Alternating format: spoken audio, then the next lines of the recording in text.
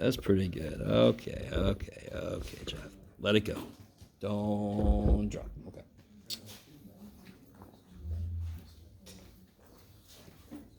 So I want to kind of go through the proof of the method for linear one more time.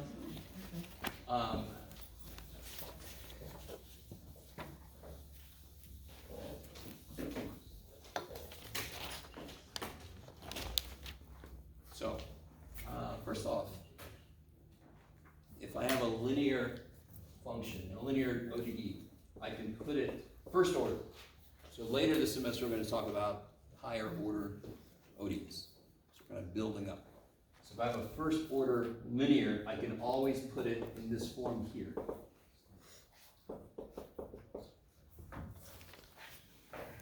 You guys with me? Linear because y prime and y are both to the first power. And f is doing whatever the hell it wants. The x stuff is doing whatever the hell it wants to. Some linear ODEs are separable.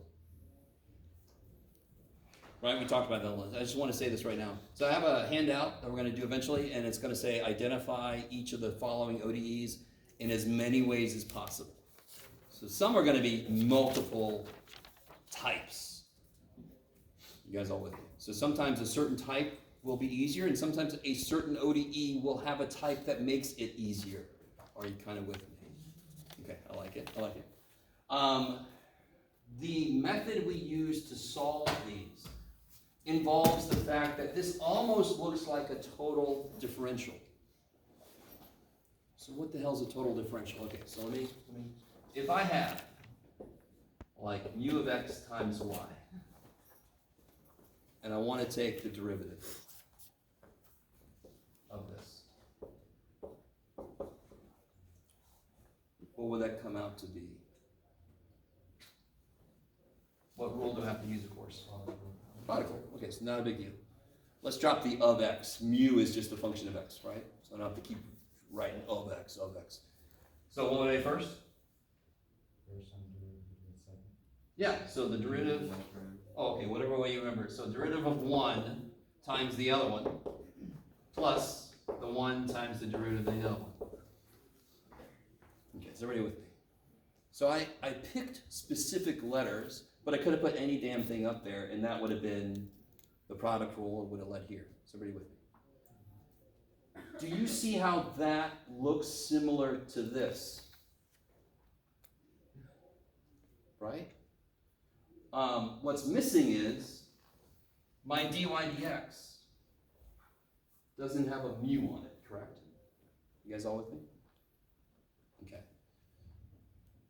So if I multiply this by mu, so my whole purpose now is, can I take this equation, do something to it, in this case, multiply both sides by something, so that this side becomes this. Because then that shit is easy as hell to integrate, right? We did an example last time, correct? Just to remind you guys. Yeah, we did an example. Here, I'll show you. What's the integral of d Jeff x squared y? Jeff x squared y plus c. Okay, good. Right? Let me stop for a minute. You guys with me? You have not seen shit like this very often, but it's just a natural extension of what the hell is integral dl? You don't even think about it, right? You're like, well, of course it's L plus C, right? So I don't care what the shit this is. The integral of d it is it. Okay. You guys all with me? And trust me, I've gone through the pain of forgetting my plus C's. Everybody has. Everybody has gone through that. Hopefully we've gotten that beaten out of you. And now people put plus C's too often. Students that put plus C's for the definite interval, like, no, you're being, just please add plus C everywhere. Okay. Is everybody with me so far? So, when we developed the process for this, somebody just noticed that kind of looks like what I would get from this kind of thing. And this kind of thing is easy to integrate. And the whole idea here is I've got to integrate something to get the damn answer because there's a derivative in there. All right, is everybody with me? So, if I agree, Jeff, whatever. If I multiply both sides of this by mu, that just takes it closer to that, correct? And then I can see, well, how far away am I from having these things being equal? Are you following my thought process here? Okay. Obviously, there's years of playing around with shit to get here, and we're sort of doing it in a few minutes, but you know, it's already been done for us. So I'll put mu dy dx plus mu pxy equals mu fx. Just multiply both sides by this mystical mu. Okay, I like it. Now let me put that stuff over here next to it. I'm just going to grab that and put it in sort of the same order. Oh, yeah.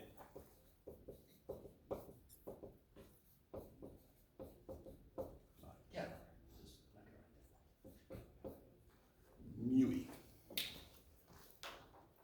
Is everybody with me so far? All I did was rewrite that, right? So you gotta be with me. No, what?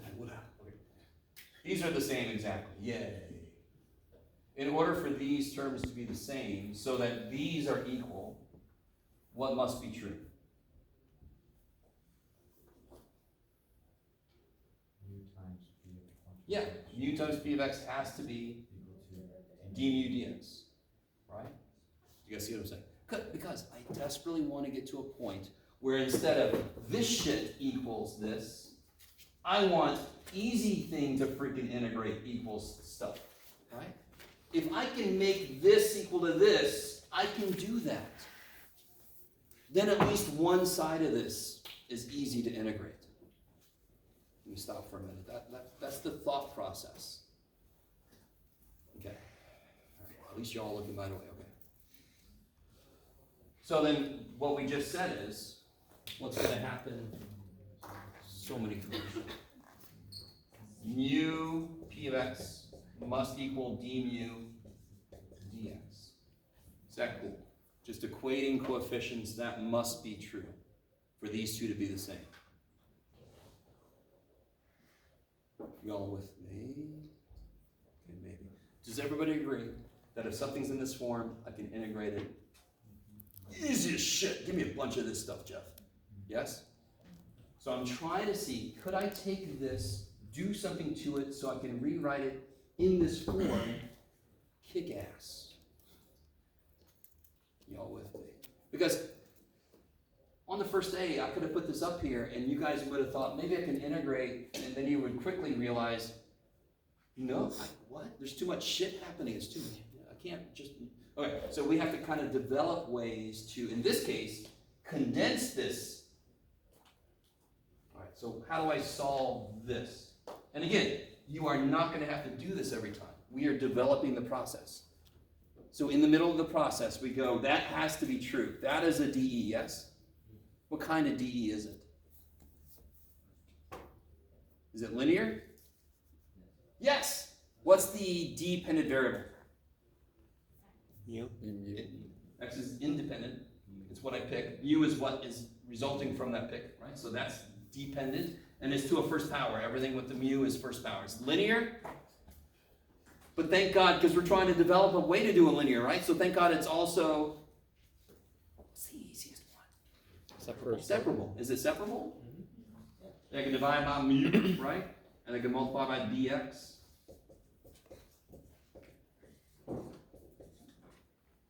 Yes? And then that's nice. So separable is basically 180. I need to say this again. Separable DEs could be 280, depending on what's in there. Are you with me? But it's just straight up integrate. Because now I just integrate both sides, and that just feels like, that's like 180, right? This, I don't know. Do you know what the answer to this is? No. Funny thing is, real quick, do you remember the integral of f was like big ass f? Do you remember that? So this is already big ass p, so it would be like bigger ass p. But no, we just keep it like this. You guys with me? So the integrating factor expression looks a little weird because I can't integrate p until I know what the hell it is. So this side is there. I did that side. You guys do this side. What do you get? Natural log of mu. And let me just ignore the absolute value for a moment, because later it'll be intervals and we can pick the right thing. Right, so let's just jump to the chase here. plus C, but the plus C, let me see if I can get you. Remember what I said last time? When I put plus C, don't I get a family of solutions that will all do what I need it to do? I want to pick the easiest one because I'm about to multiply that shit into this thing. I could put plus 7, I could put plus, all of them would work, but I'm gonna pick frickin' plus 0. So I use the easiest thing. I really want you to understand why I'm allowed to do that here. This is not an answer at all. This is a tool I'm gonna use to rewrite this. Any plus C is gonna work. So I'm gonna pick 0. Yeah, shit yeah. Okay, maybe. Yes. So of course, how do I solve for mu? Each of them. All right, so that is the formula for the integrating factor for a linear ODE. First order. Can you imagine if I introduce a second order term? Do you understand this process is definitely going to be different? Yeah. Yes. Isn't that just a portion of the equation though? Like, that's the center term of that whole equation, the 3 part. How do you mean? Sorry. Oh. This is just the function that I'm going to multiply everything by. Okay. We're going to do a concrete example. Dear God, yes. Dear God. Did I tell you about when you get high enough in mathematics, you get a book, concept problems. And I'm like, where's the examples? No examples. Good luck, right? We're going to do some examples. We're not there yet, okay? This is all just, why does the method work, right? So, what this means is, if I multiply everything here by whatever I get there, I can rewrite this side as this. So let's do a concrete frickin' example, right? Dear God, Jeff. Okay.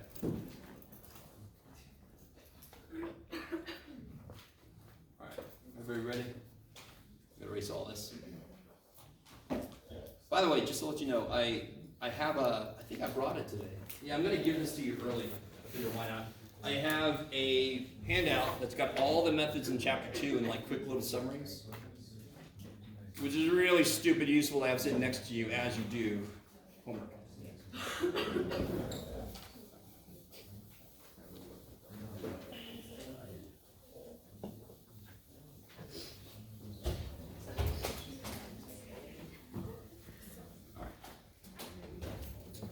Do I have an example?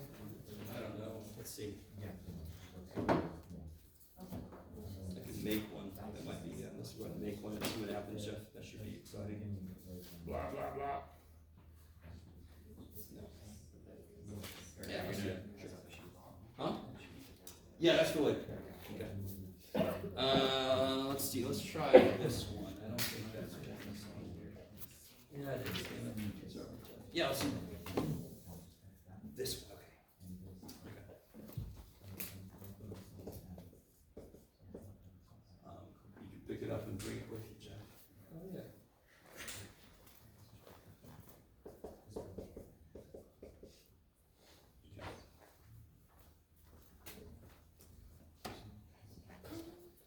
Now, of course, a huge thing about anything in mathematics almost. So if I wanted the slope and the y-intercept, I got to put it in the right form. If I wanted the center and the radius of a circle, I got to put it in the right form, complete the square, got to do all this shit. Is that in the right form?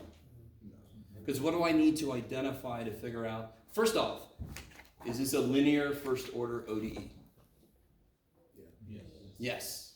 Is everybody with me? Does x squared matter? Poor little dude. You don't matter. Sorry. Y'all with me? So every y piece is to a first power. It's first order, and it's first order, so it's a first order linear ODE, so I can do the integrating factor approach. Is it separable?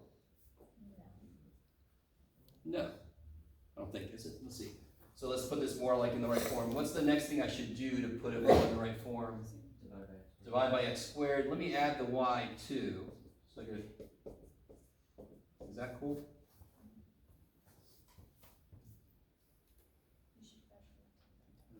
Oh yeah, 10 over x squared. Whee. Okay. So can you identify p of x? What's by p of 1 over x squared? 1 over x squared. Oh well. Let me stop for a minute. So the first step, identify it, categorize it, right? The categorization tells you what method to use. And you basically always rule out separable, but we're just going to attack this with linear, and then I'll look back and see what's separable. So identify it, put it in the right form for the method you've identified, and now you do the specifics of the form. P of x is 1 over x squared. Does somebody remember how to get the integrating factor that I need? E to the power of the integral E to the integral, of p of x. 1 over x squared, dx. dx. I like it. Let me make sure it's just yeah, good. Lovely. Let me make sure I didn't miss anybody. Let me stop for a minute. Okay. All right, so what is this integral? Yeah. And the plus e, again, remember we're going to pick 0 for it, because again, the mu is a tool I can use. Any of the plus c's would work. We always pick 0. Like it. And then what's the immediate thing I do next? What do I do with this? Multiply both sides by it, right? So that's the whole idea, is there a function I can multiply by that sort of like completes things so I can kind of put it together? It's a little bit like completing the square. Is there a number I can add so that this can be written in a more compact form? It's kind of like the same idea, except now it's a multiple. So what do I get then? I just plop an e negative 1 to the x in front of everything, which, you know, you look at that and you're like, yeah, Jeff, that looks much better.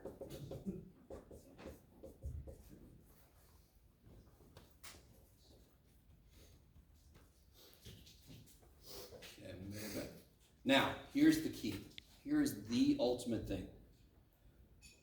We have now got it in the form where I can immediately rewrite this, and this will always be rewritable as d mu y.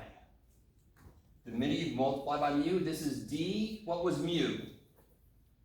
E to the negative 1 over x, y. Let's check it. What's the derivative? Now this is a product rule, correct? Derivative of this piece times this would be this. What's the derivative of e to the negative 1 over x? Negative e to the negative 1. Careful. More chain rule, not just the negative, right? What's the derivative of 1 over x? Let's do this. So e to the negative 1 over x. I'll get it started. E to the negative 1 over x. Yay, times derivative of the inside.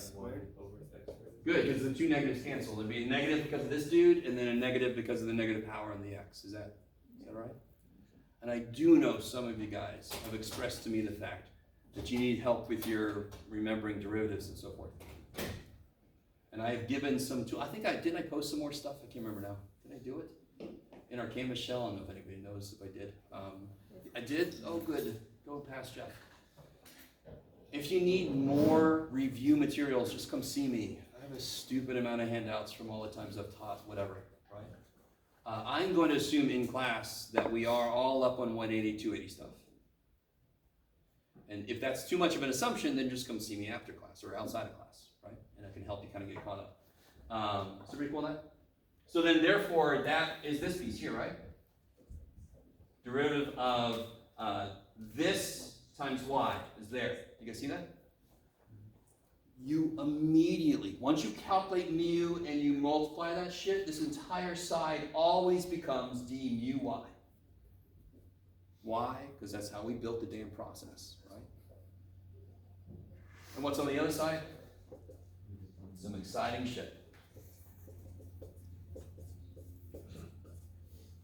And this will be, now I can multiply the dx up. See if anybody beats me to it. I'll do this side. Okay, now you guys do this side. I need you to integrate this for me. Go.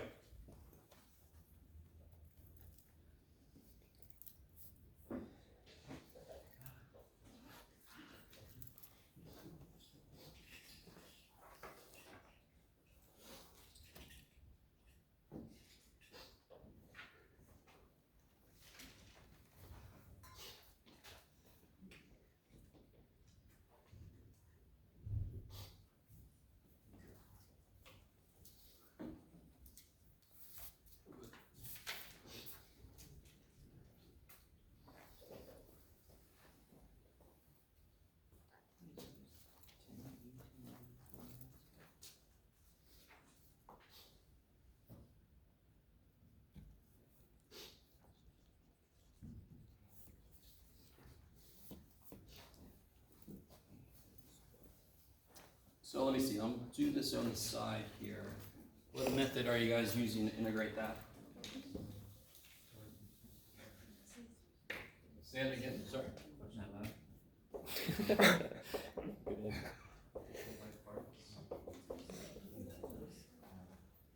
What do you always rule out if it's not just a straight up integral? You rule out u sub, right? Never go directly to by parts unless you have to, right? U sub will almost 99% of the time it's gonna be easier if it works. I ain't gonna use freaking by parts on this. What's the stuck part? Right? -1/x is stuck, correct? So that's not always what you're going to make u, but that's a good place to check, is what's stuck. I'm going to let u equal it. You got some funkier problems where that's not the thing to make u. So if u is e to the -1 over, if u is -1/x, du is 1/x squared, which kicks ass. Now I'm also waiting to hear if anybody realizes we know what the integral of this is because we took a derivative and got this earlier, didn't we? So yeah. But let's just keep going. Somebody realized, okay. So this will be 10 integral e to the u du, right? This whole thing is du, which is 10 e to the -1/x plus c. Now the plus c. Why does the plus c have to be there now? Because this is me getting the solution, not just a tool I'm going to use in the middle of it, right? I really want to make sense why that one time we didn't have to worry about the plus c. It wasn't part of the solution. It was just a tool I was using. A little mu dude is a tool. I'm going to pick the tool that makes things easiest. This is my solution. It better freaking have a c in it because that's part of the solution. Okay, so then I get this equals this, and then I want to solve for y. So what do I do to solve for y?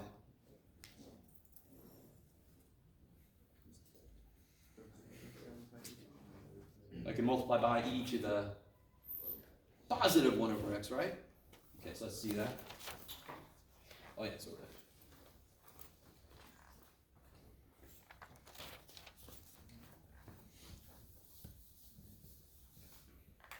So that'll become y equals, the e's cancel out after the 10, right? Plus c e to the 1/x. Is that okay? Would you all agree with me that that's not an obvious solution? Like, well, yeah, I knew that from the beginning, Jeff. I mean, come on. Obviously. No. Obviously, even to the most casual observer. My physics teacher always used to say, even to the most casual observer, this is obvious. What happens when x gets really big here? It goes to 0. So this goes to 1, correct? I like it. What if c is 0? Y is 10. And from the beginning, I could have asked you what's the constant solution. If y is a number, this part's 0, and if y is 10, that part's 0. So y equals 10 makes that true trivially. So y equals 10 is what I would call a trivial solution, or it's a constant solution. Trivial solution just makes everything 0. So you're like, well, yeah, that's an answer, right? Okay. Anybody? Why So why can you plug in 0 when it's 1/x? No, 0 is for c. Oh, for C, sorry. My fault, yeah, sorry. Okay.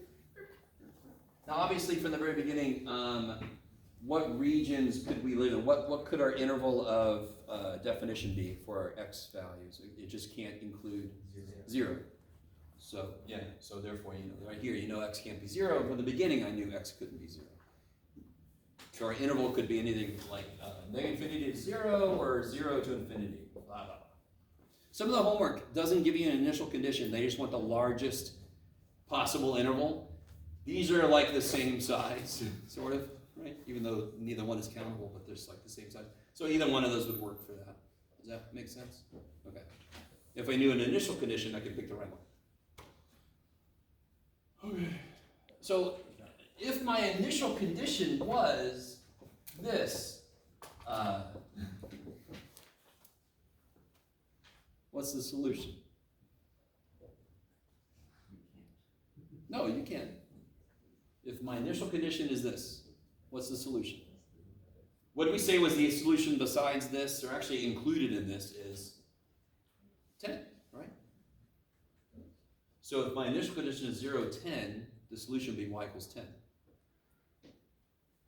Now, real quick, does anybody have a problem with the fact that x is 0 and then we just make a big deal out of x can't be 0? You guys with me? But if y is 10, isn't this true? Yeah, okay. So very often, not always, constant solutions sort of like fill in that weird gap where you can't be there. Well, you can if you're a constant, then you're fine. You're sort of born there. It's sort of like that autonomous thing, you know, where if you're, the only way to get there is if you're born there. I don't know if you guys understand what I mean by that. Either you're approaching it and you're like, I just want to get there. And this guy's like, I was born here, man. Okay. I know. I don't have the most tactical way of looking at it, but I don't care. All right. So let's do, I'm going to have you guys try another problem out on your own. Let me see. You guys have all this here that you need? Yeah. And this is still on 2.3. This is 2.3, that sounds right. The linear section, yeah. Yeah, 2.3 is linear. Let's see, let me take one out of it.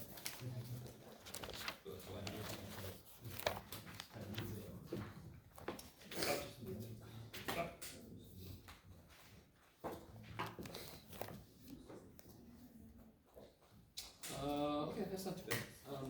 Here.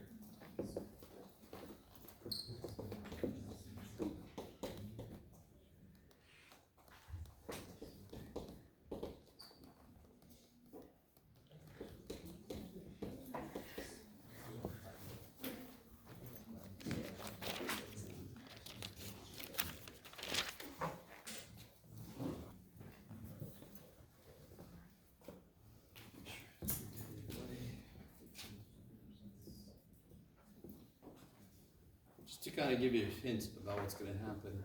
When you see this kind of thing, you feel pretty confident that by parts is in your future. Now that you're even more motivated to try it, go for it. Thanks, Jeff. Such a good teacher. Making us all happy to do problems.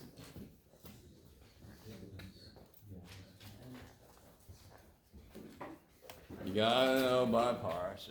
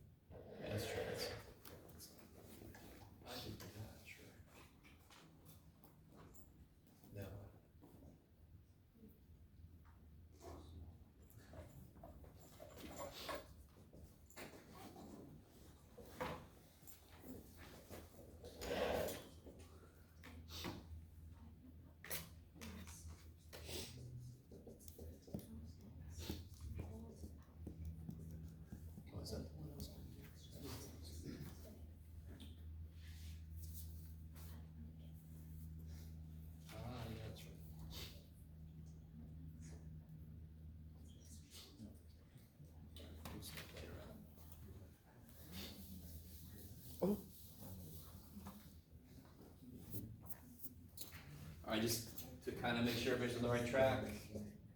You're gonna divide by x, right? Just get used to making a coefficient with the y there. So I lose an x everywhere. What will x do? Yeah, that's true. Okay. Yes. Is that okay?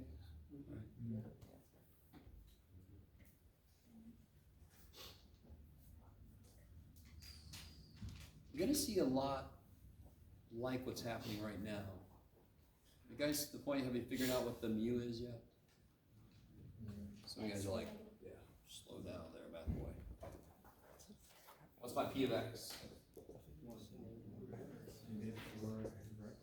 Keep going, I'll catch up. Keep going.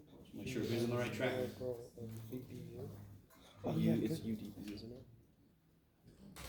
Wait, no, because it said something about because it's UB.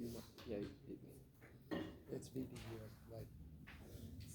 I think that's reversed. Hey, Professor? Yeah. Is the, what was your, like, sentence device that you use for remembering by parts? Something about. Oh, ultraviolet voodoo. It's not mine. I stole it. Yeah. Okay. UV minus 0 VDU. Ultraviolet voodoo. That's Right. awesome. I love it. Yeah, it works. I don't know if you Google ultraviolet voodoo, what kind of stuff you'll see. Like, Jimmy Hendrix. Probably. Something psychedelic. Yeah. Some serpent and the rainbow stuff.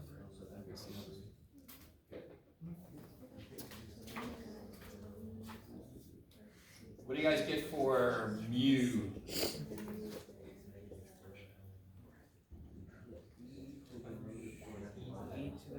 So x to the -4. Right? You can do that if you want to, but this can just go up here. Is that cool? And of course, e natural log. So x is negative 1. So you'll notice whenever you have like x to a power multipliers in your linear, not always, but very often it's going to be some x to the power that's going to be your integrating factor. I don't know if that. We'll see.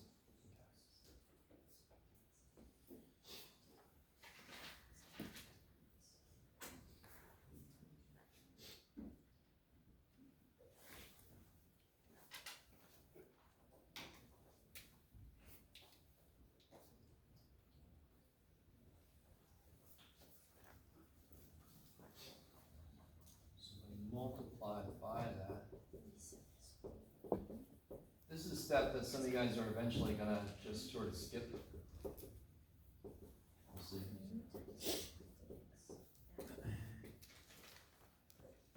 Because the whole idea of the integrating factor is once I do multiply by it, I can rewrite this side as what?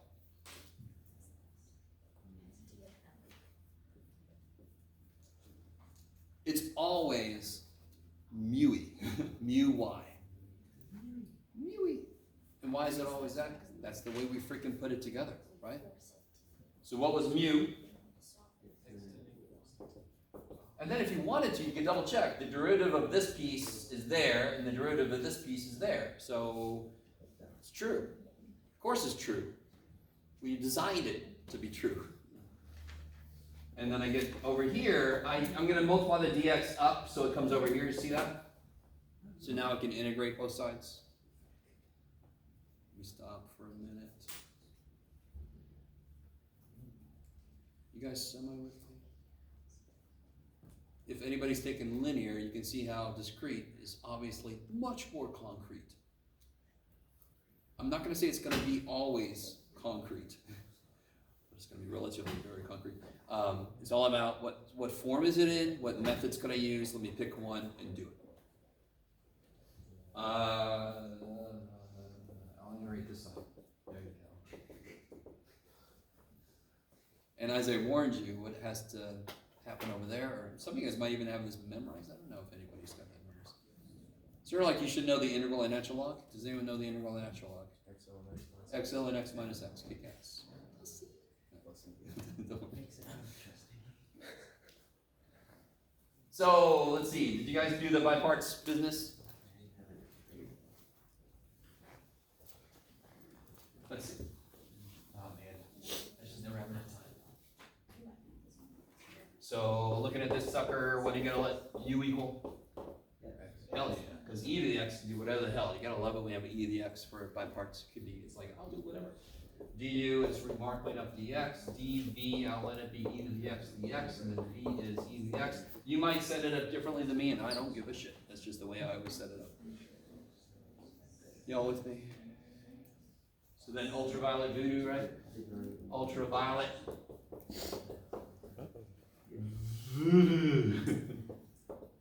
So look at this. Isn't this very similar to the integral and natural log? Isn't the integral natural log x natural log of x minus x? And you see how this is similar. It's not the same, but it's kind of similar, right? So this equals x e to the x minus e to the x. And then to solve for y, I just got to divide by, or I just multiply by x to the fourth, yeah. Is that all right? I'm not going to do it. You guys can. Okay. You guys all right? Okay. There's one thing I needed to have happen, and I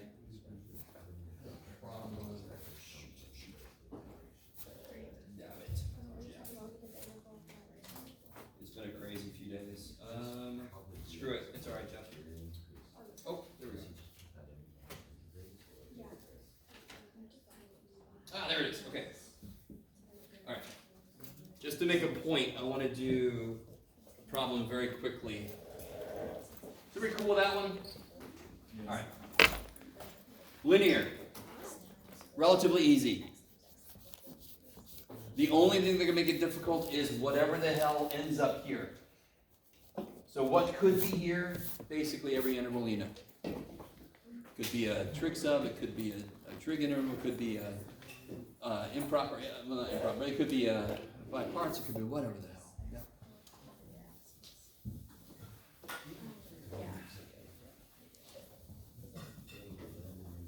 So just to cut to the chase on this point I want to make,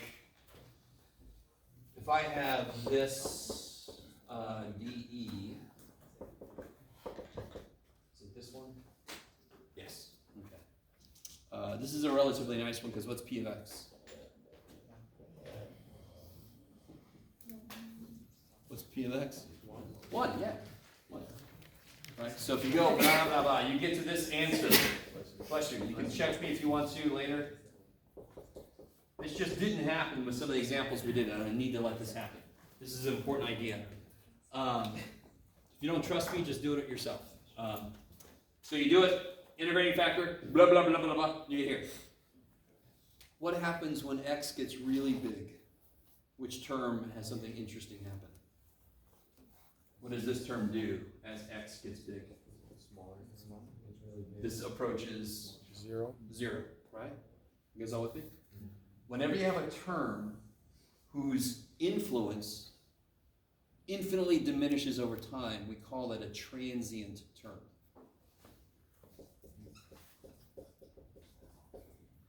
Kind of like the reason we do that is, so transient sort of like it means it's here and then it's not here, sort of, right? So in this region it's here, and then the further I go out, it's kind of not there anymore. That's kind of like why we call it transient. You guys with me? So just so you know, in case you see that word, anytime you come up with an answer and part of it will go to 0 as x gets big, that's the transient term. So I think in some of the homework they do say identify transient terms if you come across them. So the ones we did earlier, none of them were transient terms if I remember correctly. Okay. All right, so last thing for today, which is funny because we got plenty of time, because we're going to get into section 2.4, remarkably enough. And this one's going to be nifty. This is our first method that's going to require understanding partial differentiation. Oh, sorry. No, I just You got wanted it. to. Okay.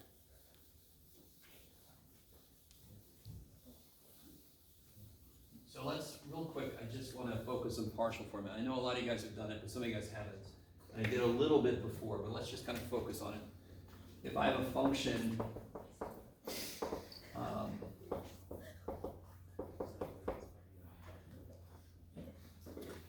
right, and I want to know the partial with respect to, and obviously, I like the fact that some of you guys in some of your answers, you are putting stuff like, there's a single independent variable. Well, how many independent variables are there in this function? 2. There's 2. That's what opens the door to partials. So if I have 2 independent inputs, I can hold one constant and see what happens if I let the other one change, right? Calc 3 gets so freaking cool. I swear to God, I miss teaching that. Anyway, I'm not going to teach you. So the partial of f is with respect to one of its independent variables. Let's pick x. You just pretend like y is 1 or 3 or your favorite number, square root of 11. Doesn't matter. So you just look at the x. That's the only functional part. So what's the derivative of the first piece? Holy shit. And what's the derivative of the next piece? Oh, that's y. Okay. Everybody with me so far? You're never going to guess. I want you. What's df dy?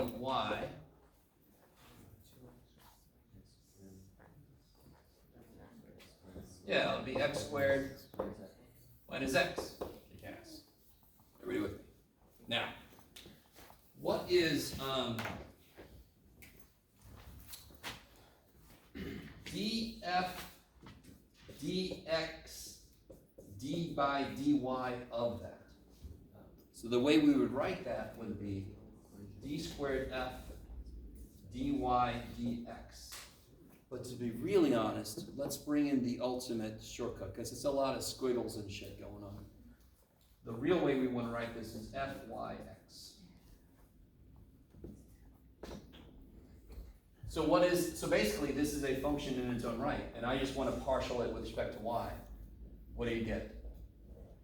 So y is the only functional part. Everything else is a constant. So yeah, you get 2x. Is that cool?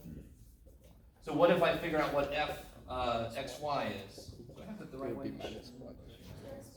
Yeah. Oh, wait. Here I gotta be careful. 2x minus 1. Yeah. And the derivative of this with respect to x alone will be 2x minus 1. So there's a neat theorem called Clairaut's theorem that says unless the function, it basically says, it doesn't say this, but it says this. Unless the function is really stupid, insanely crazy, the second partials will equal each other.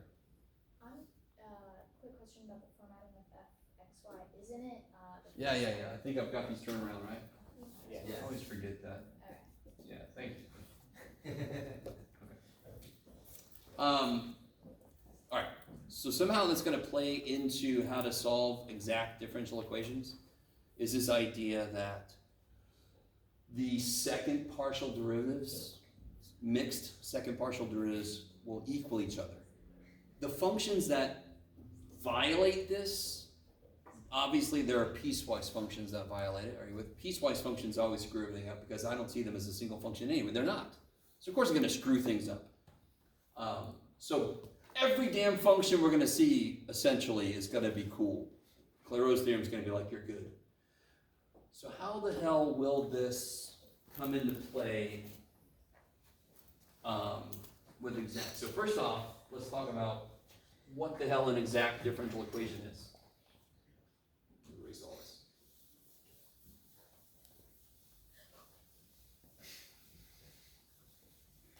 Okay.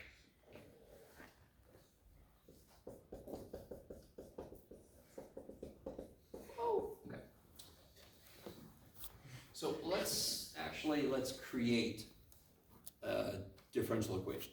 So if I have this, obviously not a differential equation, but we can create a differential equation from this. So if I take the derivative of both sides, I'll do this side. Ooh. I can do the derivative of this and in terms of the total derivative. Something you guys are very used to doing. If I let u equal x squared, then du equals 2x dx, correct? That is a total derivative. So I've got two variables, so I'm going to end up multiplying by dx and dy. So the derivative of this in terms of x would be this, and in terms of y would be that. Is that cool? Okay. Now I could divide by dx, move some shit around, put it into the dy dx format. Are you with me? So again, we see this with all these different forms. Some DEs will be multiple forms, and then you just pick the form you like best, or the form that works best, or the form that works best in that situation, right? So, is this separable, for example?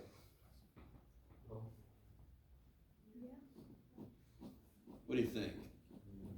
Basically, anytime I've got an equal 0, I can just divide and multiply so that all the x's and y's are together. Are you guys with me? Unless I have like an e to the xy or something weird, or even then I can do it, but like natural log of x plus y squared or something crazy. You guys kind of with me? Something that I can't unentangle, but these are just factors, so I can totally separate it. So, well, yeah, okay. So we kind of, Yes. notice that this piece is df dx. If I call this f, right? That's df dx. Is that cool? And of course, this piece is df dy. Okay. So, an exact differential equation is one that is in the form mxy dx plus nxy dy equals 0. But what must be true for it to be exact is that now real quick, remind me, based on what we just figured out, if I was given this DE, and it came from this answer, correct?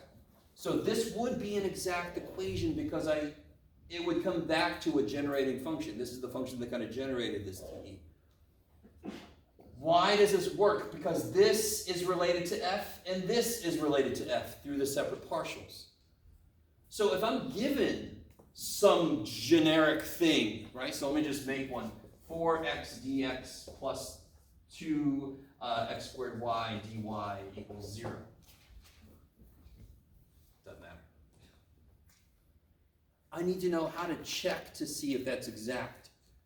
Did that come from what I'm calling here a generating function? Did that come from a single function that I kind of took a total derivative of? That's where Clause's theorem comes in. If it did come from a single function, and I take one more derivative, the other derivative of each piece, those will be equal. So this might be related to this. Are you guys with me? Yeah. Because it's in front of dx. And this could be related to df dy. But you can see very quickly, what's the partial? Which partial do I want to take of this to check? With respect, it's already x, correct? It's already x. So I want to take the other dude. Are you with me? That's the way to do this. It's already x. To check it, I got to take the derivative with respect to the other variable, right? Because the mixed partials should equal each other if this really is exact. Let me stop for a minute. You can see already this is not going to work, yes? Yeah. So what is this with respect to y? 0. And what is this with respect to, with respect to x? Yeah, 4xy. So this is not already an exact form. Just to let you know, we're not going to do this yet. But some of you guys might kind of have predicted this. There will be integrating factors that will make it exact. But very quickly, if I just gave you this and I said solve this, what method would you use? Dear God, what method would you use? Separable. Oh, yes. Yeah, right. You guys kind of with me? So one mistake students make is I'll give a problem like this, and they'll do all I said was solve. That's all I said. And they go, oh, it's not exact? Because the integrating factor stuff is worse for this. Right? It just is. I'm going to be honest with you. It's worse. So then they find the integrating factor, and my God, and you could have just separated the damn thing. So be very careful. I'm going to sometimes say, use this method, because I'm going to test you with it. And then I'll have another block that just says, solve these things. right? Whatever method you want to use. You guys kind of with me? So if it's just a free-for-all, rule out separable. First thing. Yes? Okay. Okay. So let's see. So let's do a problem that actually works. That would be really nice, Jeff. Could we do that? Sure. I have one somewhere. Yeah, there it is. Okay.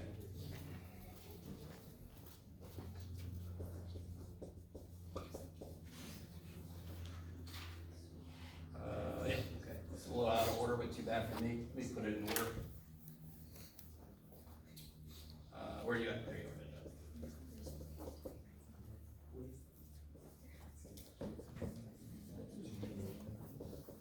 Okay. So is it currently in a format that it could be exact? Is this separable? I specifically made it so it's not. You guys see this term? This term sucks. It's not based on just multiples, right? It's not based on factors. There's a stupid minus. I can't untangle the x and y. You guys kind of see what I'm saying? So it's not separable. Too bad. All right. How do I check to make sure this is exact?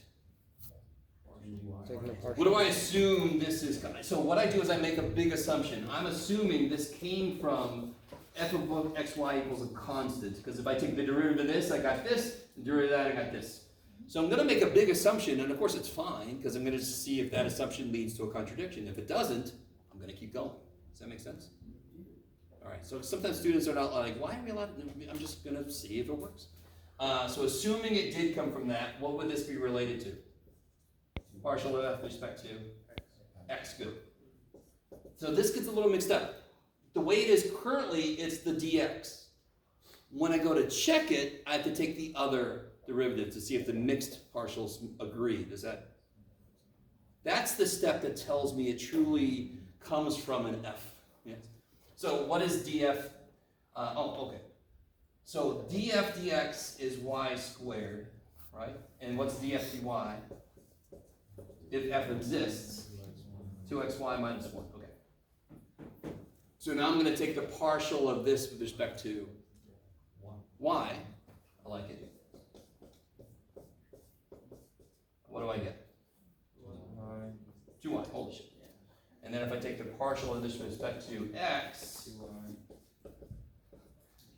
I like the enthusiasm. It's 2y. Okay. So what that tells me is, really what it tells me is I don't need an integrating factor. It's already in exact form. Later when we learn it, if that's not equal to each other, I can check to see if an integrating factor will work, and then I can find it. We're not there yet. Okay. Now, here's where the things get really funkadelic.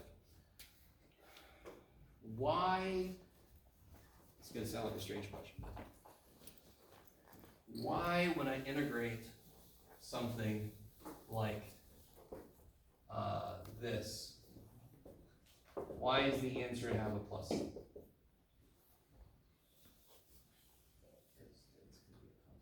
know where it is. Yeah, because whenever I have information about something's derivative, I've lost information about what constants were there, of course, right? Yeah, it's a very basic idea, why the plus c is there, right? It's got to cover, I'm covering my ass for some unknown number because all I know is what the derivative is. I have no idea what the actual function looked like. I need more information.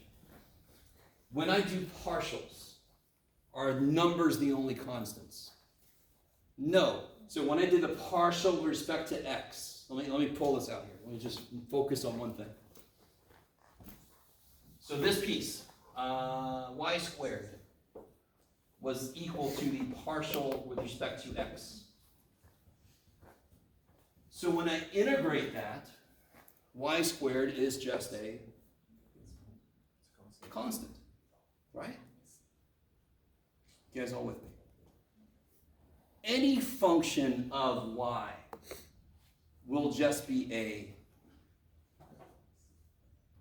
partial with respect to x. Any function of y, it will just look at it as a constant. I really want you with me on this next step because this gets nifty. So if I go to integrate this, if f is x y squared, is that cool? Because y squared is like 5, yes? But then I have to put plus kick ass. Not just plus c, that's not good enough anymore because that would be a number. What else could be a constant according to this guy? Right? It could be some function. Let me do it this way. I can't remember if this book does a little phi. I think that's later. Just some function of freaking x. I really want you to understand what I'm saying. Same reason the plus c, but when I do a total derivative, only constants become 0, right? But when I do a partial derivative, the variable that I'm taking the derivative with respect to is the only variable. The other variable is going to be, wait, where am I? Oh yeah, this is dx, okay, this is g. Bye. Thank you. Function of y, Jeff, is the whole point. Now, this piece, let's kind of bring back the simple way to write things. This would be fy, is that cool?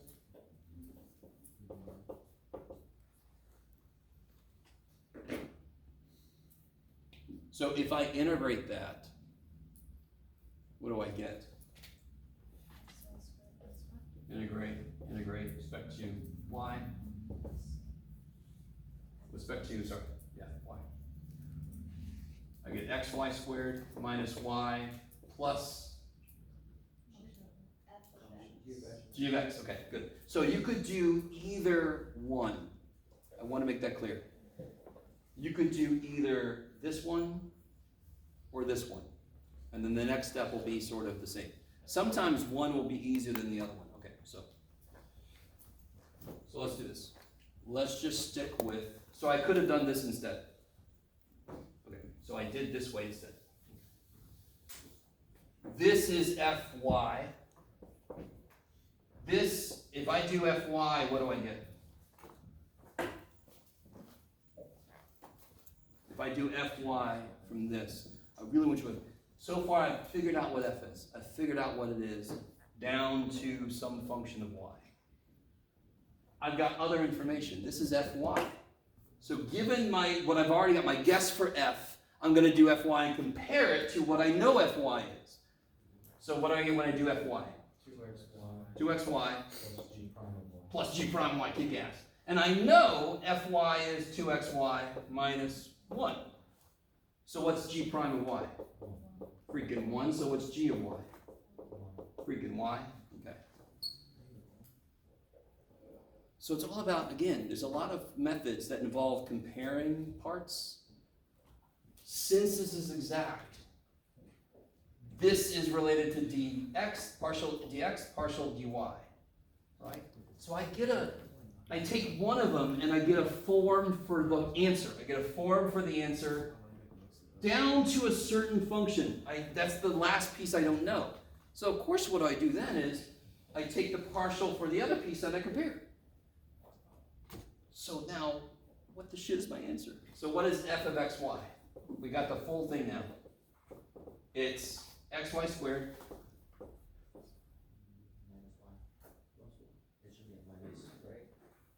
Yeah, it should be a negative, yeah, thank you. Minus y. Okay, let me stop for a minute, thank you. Now the problem is, that's not the answer. I need you to understand, that is not the answer. And you're all like, what? Thank God we're one step away from the answer. The answer is in this form. Remember, this whole thing was predicated on assuming I started with something like this, because this side would become 0, right? So therefore, the answer is xy squared minus y equals a constant. That is the answer. So if I have something in this form, and I take a derivative, I will end up with m dx plus n dy equals 0. So there's that one step you've got to take to put it in the right form to be the solution. You guys with me? That's an easy thing to kind of miss because you feel like, oh no, I got that. That's not the answer though. This is the answer. And then I can solve this for y if I want to, blah, blah, blah. Is that all right? let's see, if we solve this for y, I could pull a y out. Well, let's see. I don't want to solve it for y because I'd have to use quadratic in weird ways. I don't want it. You guys, I don't know if you guys know how to do that. You could actually do it, but you get plus or minus shit. Okay. No? Doesn't sound this way. So let me give you a couple things. Let me give you this paper. This paper has got more than we know yet. Because it's all at chapter 2, right? It's a really good one to have sitting next to you as you do chapter 2 stuff. You know, Professor Graves also must have used anything like you have to do like an integral. Like he's like, and yeah, that's funny.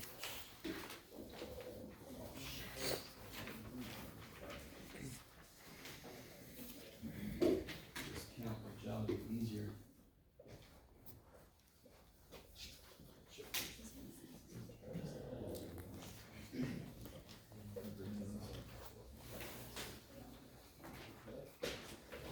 This is just the general outline of different methods.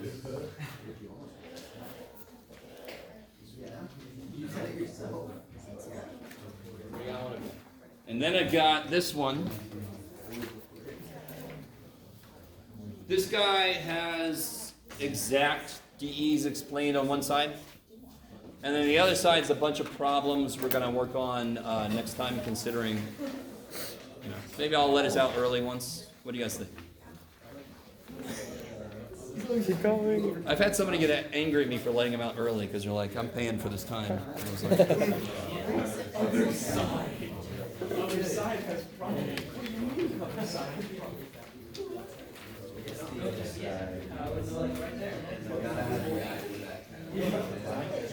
Typical weird exact homogeneous. Well, I don't remember that.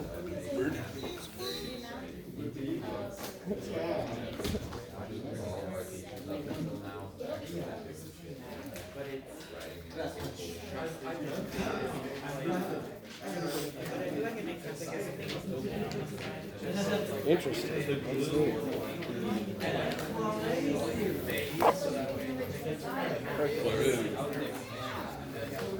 Oh, cool. It's a fun example problem. real quick, guys. See if I remember the way I remember this a long time ago. For the partials a while. If I take the derivative with respect to y of this, does this come out? Is that the correct word? Yes. That's the way I remembered it. You add, as you do more, it goes out. Yep. Yeah. In my head, I had it the other way for some reason. All right, guys, that's enough for today. Yeah. Enjoy all those, like, 3 minutes I gave you. Professor, I have a question. The mxy dx plus nxy dy equals 0. I could be insane, but I feel like I remember that specifically from Calc 3. Is that? Oh,